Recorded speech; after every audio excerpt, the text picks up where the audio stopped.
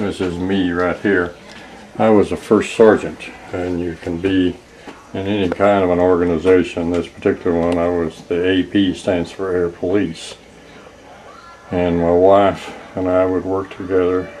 Mainly she would do the work, and I'd supply the labor to redecorate day rooms so the guys would have more to do than run around with the bar girls outside the air base. And she figured up the other day that we'd redone, at the time in the Air Force, 14 different day rooms. We were in several different organizations. This is General Alvin Gillum, who got me promoted. He said his grandfather was a general, his father was a general, and he was going to be a general. At that time he was a colonel. Shortly after he made brigadier general and then major general. The TV's going to ruin your audio. These pictures over here are when I was in an air rescue squadron.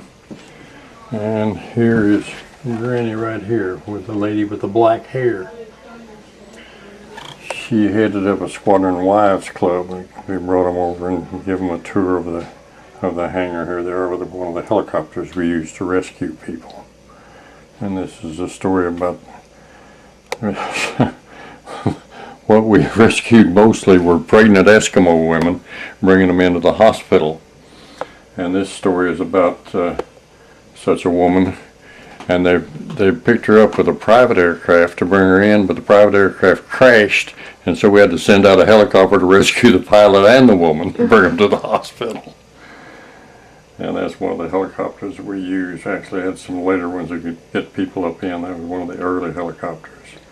And this picture at the bottom is in the land rescue section, and we had fellows, even had an Eskimo on the team, that they would parachute in and take survival equipment to people until they could get in and land close enough by to transport them back.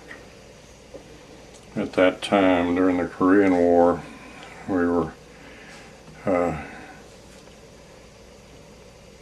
dealing with overflights by the Soviet Union. They would fly into our airspace in Alaska, so our tactical fighters would scramble and meet them. And because of the severe winter weather, a lot of them would have engine trouble or so forth and crash. And so we spent a lot of time bringing pilots back from the, hopefully they bailed out of their aircraft before it crashed. But pretty hazardous place to go down in Alaska when it's 30 and 40 and 50 below zero, bad. This is a sourdough certificate.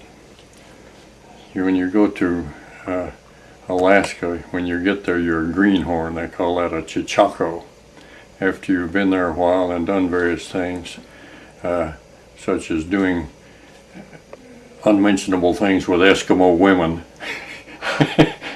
and making ice worms, in other words, going out in the dark and urinating and leaving a trail. So then you get a sourdough certificate. I didn't do all of those things. I got a certificate anyway. I hope you didn't. No. Although I would believe that you probably peed. Yes. When you live in a Quonset hut and the latrine, the restroom, is a block away, you don't get up in the middle of the night when it's 40 below zero and go all the way down there. You just step outside the door.